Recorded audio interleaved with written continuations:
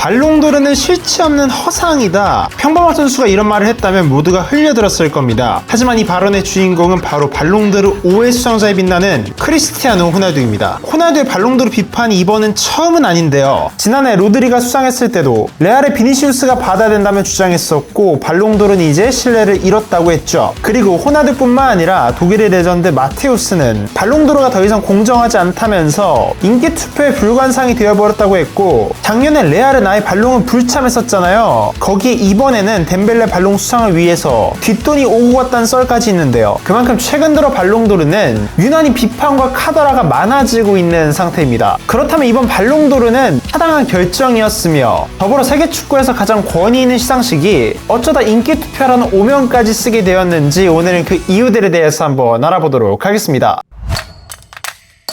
먼저 발롱도르는 명확한 평가 기준이 있어요. 1순위로 개인 퍼포먼스, 2순위가 팀 퍼포먼스와 기록, 그리고 3순위가 바로 선수의 클래스와 페어플레이 점수죠. 그럼 이 기준을 놓고 이번 발롱도르를 한번 볼게요. 덴벨레가 지난 시즌 파리에서 49경기 33골과 13도움, 총 46골에 관여하는 뛰어난 성적을 남겼습니다. 여기에 챔스에서도 15경기 8골을 기록하면서 음바페가 없는 지금 파리의 챔피언은 덴벨레라고 알려주었죠. 거기에 또 파리가 이미 챔스와 리그 모두 우승했으니까, 그래서 파리 첫 번째 발롱도르, 프랑스의 7번째 발롱도르 수상자는 덴벨레였습니다. 거기에 발롱도르가 중시하는 이 임팩트 역시 꽤나 돋보였었는데요. 챔스 준결승에서 한 골과 도움 1개, 결승에서도 도움 2개를 기록하면서 수상 기준에도 있는 임프레시브한 기록을 남겼다고요. 또 거기에 덴벨레는 특유의 서사도 있잖아요. 바르셀로나 시절에는 태엽 논란과 훈련 태도로 맨날 지각하고 지적만 받았었는데, 파리에서는 모범적인 훈련 태도와 헌신적인 팀의 움직임으로 수비 가담도 너무 열심히 하고 완전히 달라진 모습을 보였습니다. 그리고 비니시우스와 달리 경기 중에 불필요한 거친 플레이도 거의 없었으니까 페어플레이 항목까지 모두 충족한다고 볼 수 있겠죠. 반면에 야말과 살라는 좀 어땠어요? 살라는 리그 우승을 했지만 챔스 16강에서 파리를 만나서 탈락했었죠. 그리고 야말도 시즌 중후반기까지 매우 좋았지만 챔스 4강 탈락하고, 네이션스 리그에서도 포르투갈과의 결승전에서 평점 3점과 호날두에게 좌절하며 우승에 실패했잖아요. 그리고 여기에 어쩔 수 없이 하피냐와 야말 모두 표가 분산되니까 덴벨레에게 많이 유리할 수밖에 없었던 거예요. 자, 근데 그럼에도 불구하고 수상 직전까지 야말과 덴벨레에 대한 논란은 계속되었었습니다. 심지어 파리 단장인 루이스 캄포스가 인터뷰를 통해서 덴벨레 이름이 메시나 호날두였다면 이런 논쟁은 없었을 거예요? 라며 여전히 이름값과 팀의 네임밸류가 발롱도르 선정에 있어서 많은 영향을 끼친다고 지적했었죠.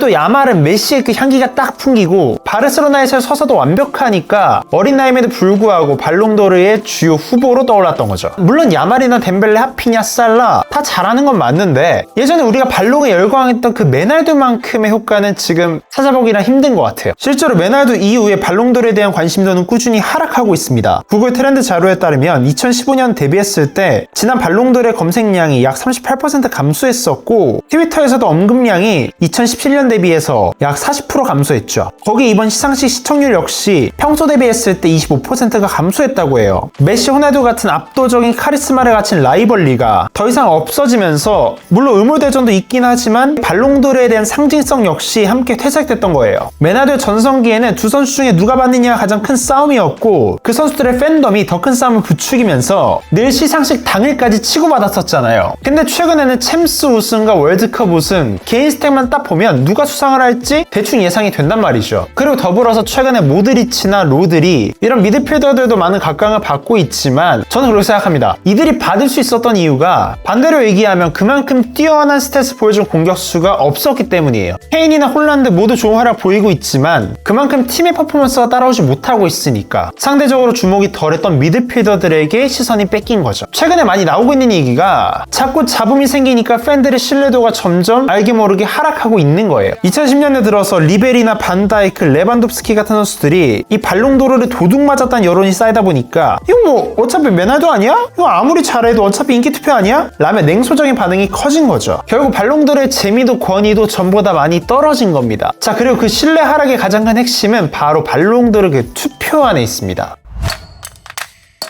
여러분 다 아시겠지만 발롱도르는 누가 투표를 해요? 피파 랭킹 상위 100개국의 대표 기자 한 명이 올해 제일 잘했던 5명을 순위로 딱 매겨서 이 전체 포인트를 합산한 시스템이에요. 자, 근데 여기서부터 큰 문제가 생기게 됩니다. 각 국의 기자들이 이전에 감독이나 선수들이 같이 투표했을 때보다는 좀 덜하지만 그래도 여전히 같은 국적이나 본인이 친분이 있는 선수들을 우선적으로 뽑는다는 거예요. 즉 실제로 제일 잘했던 선수보다 나에게 가장 임팩트인 선수를 먼저 뽑는다는 거죠. 2019년 세네갈 기자는 마네와 쿨리발리를 이 3명 안에 넣었었고, 우리나라 역시 손흥민 선수가 발롱도르에서 22위, 11위 기록할 때 상위 3명 안에 늘 우리나라 기자는 손흥민 선수를 뽑았었죠. 그리고 또 지난해는 비니시우스와 로드리를 선택한 게 아니라 홀란드, 음바페, 케인을 뽑아서 욕 많이 먹었잖아요. 뿐만 아니라 메시의 절친 수아레스가 있는 우루과이는 한 번도 호날두를 메시보다 높게 뽑은 적이 없다고 하죠. 거기에 또 특정 기자가 특정 팀의 팬일 경우에는 이게 또 논란에 휩싸이기도 합니다. 2019년 카메룬이 1등부터 5등까지를 모두 반다이크, 살라, 마네, 알리송, 아놀드, 코비아? 리버풀 선수로 다 채운 거예요. 한마디로 팬심이 좀 들어갔다고 밖에 볼 수 없는 투표였습니다. 그러니까 축구 기자라고 하더라도 모든 경기를 다 챙겨볼 수는 없고, 그리고 본인과 관련 있는 좋아하는 팀과 선수들에게 투표가 또 몰릴 수도 있으니까 공정성에 대한 논란이 계속 일 수밖에 없는 거죠. 그러다 보니까 포지션을 막론하고 한 해 동안 가장 축구를 잘했던 사람을 뽑는 게 아니라 누가 더 골을 많이 넣었는지, 누가 우승컵을 많이 가져갔는지 여기에 포커스를 둘 수밖에 없었던 겁니다. 때문에 역사상 발롱도르 수상자 중 공격수 또는 공격형 미드필더를 제외한 포지션 수상이 겨우 5명에 불과합니다. 그리고 왜 또 수비수나 수비형 미드필더가 수상하기란 좀 어렵냐면, 보통 경기를 못 보면 평점을 많이 보잖아요.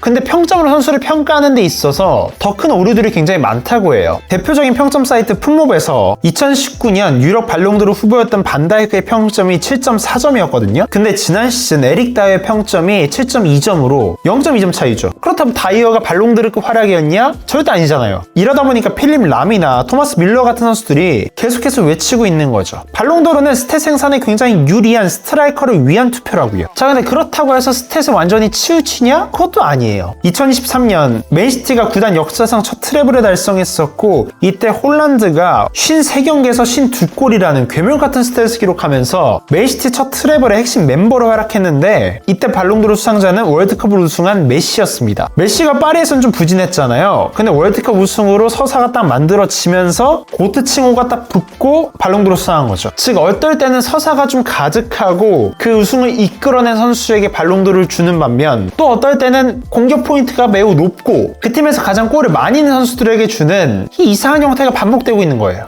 근데 또 우승에만 포커스를 두자니 그런 기준으로 치면 조르주니가 받아야 돼요. 첼시에서 챔스 우승 차지했고 이탈리아의 유로 우승에 큰 기여를 했지만 솔직히 3위에 들만한 실력은 아니었잖아요. 그러니까 누가 봤든 이 공정성에 대한 논란은 사실 계속될 수밖에 없는 것 같아요. 자, 근데 단순히 투표를 진행하는 방식 이외에도 이 상 자체에도 큰 결함이 하나 있습니다. 2019년에 메시가 발롱도르를 수상했을 때 기자들이 1위로 더 많이 뽑았던 선수가 반다이크였었다고 해요. 그럼에도 어떻게 메시가 받았냐? 상위 5명 안에 메시가 더 많이 들어갔다는 거예요. 발롱도르 포인트 합산 방식이 1위에서 5위까지 포인트 차등 지급을 통해서 그 합산 포인트가 가장 높은 선수가 수상하는 건데요. 포인트를 지급받는 마지노선인 5위 안에 메시가 가장 많이 들어갔기 때문에 반다이크를 제치고 메시가 발롱도르를 받은 거죠. 네덜란드 기자들은 인터뷰에서 야, 나도 메시를 5등 안에 뽑았었어. 원래 많은 기자들이 3위 이후부터는 큰 차등을 안 두거든. 그러니까 4위부터 8위 안에는 늘 나오는 선수인 메시나 호날두를 많이 넣는다고 라고 말했었고, 심지어는 2019년에 기니의 주장 에조고가 한 가지 의혹을 제기했습니다. 공개된 발롱도르 투표 용지에는 자신이 메시와 호날두를 뽑았다고 나와 있지만 자신은 절대로 이들을 뽑지 않았다는 거죠. 근데 마침 이때 볼리비아, 알바니아, 도미니카 공화국 등 다른 나라들의 투표자들도 비슷한 이야기들을 했습니다. 그냥 뭔가 늘 깨림칙하죠. 자, 그리고 비슷한 사례는 또 있잖아요.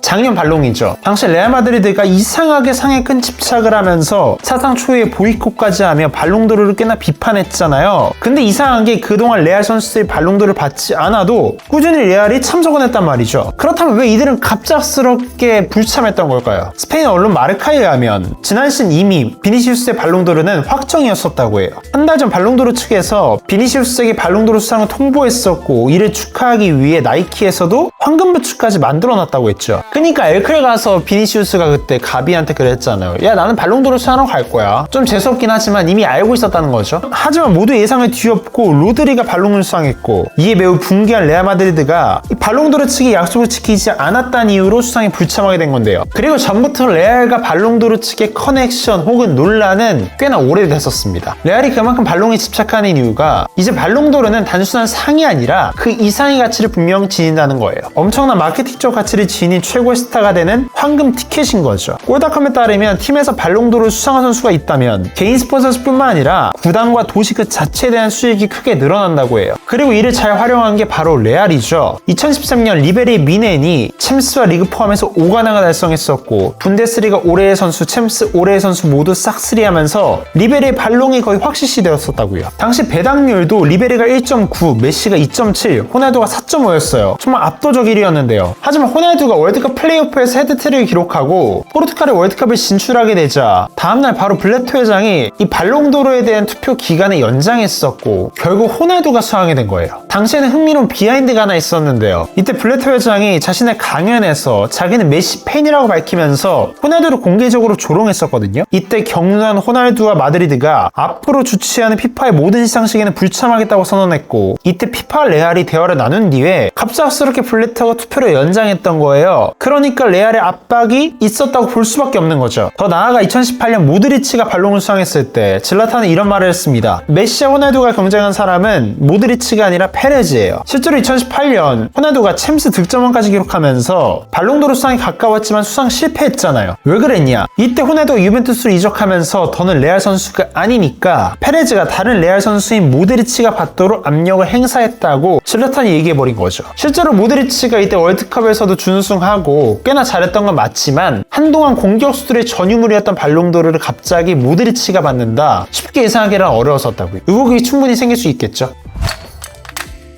단 한 포에 남자 핵심 성분 53가지가 들어가 있다면 이거 안 드실 거예요? 이 흡수 빠른 고농축 액상으로 카페인 부담 없이 활력을 채워드립니다. 남자들에게 좋은 게 이 블랙마카, 아르기닌, 야가문, 인삼, 흑삼, 녹용, 상황버섯, 복분자, 흑마늘 등 다양한 재료 진짜 꽉꽉 담았어요. 그리고 무려 4,200여 건의 후기가 직접 말해주는 남자들의 활력과 스태미나. 근데 저도 광고하기 전에 꼭 한번 먹어보는데 이번에는 한 팩을 미리 광고 전에 다 먹었습니다. 진짜 맛있어요. 그리고 활력이 오르는 기분이 진짜 들어요. 그리고 지금 축구친구 채널 통해서 구매를 하면 70%에 50% 할인을 더해서 29,500원에 만나보실 수 있습니다. 자세한 건 고정 댓글을 꼭 확인하세요. 네, 오늘은 발롱과 관련된 많은 의혹들과 그리고 논란들에 대해 알아봤는데요. 더 이상 메나두급의 슈퍼스타들이 없다 보니까 발롱도르에 대한 인기와 신뢰성이 많이 떨어진 것 같긴 합니다. 저는 이번 발롱도르는 개인적으로 임팩트는 야말, 성과는 덴벨레였다고 생각하는데, 투표권을 가졌다면 여러분들은 과연 누구한테 표를 던졌을 것 같나요? 더불어 발롱에 대해서 여러분들은 어떤 생각 갖고 계시나요? 이제는 과거 영광을 잃어버린 인기 투표일까요? 혹은 아직 신뢰성은 좀 있는 상일까요? 오늘의 주제가 매력다면 구독과 좋아요 부탁드리고요. 저는 다음번에 더 재밌고 유익한 축구 이야기로 다시 찾아오도록 하겠습니다. 그럼 안녕히 계세요.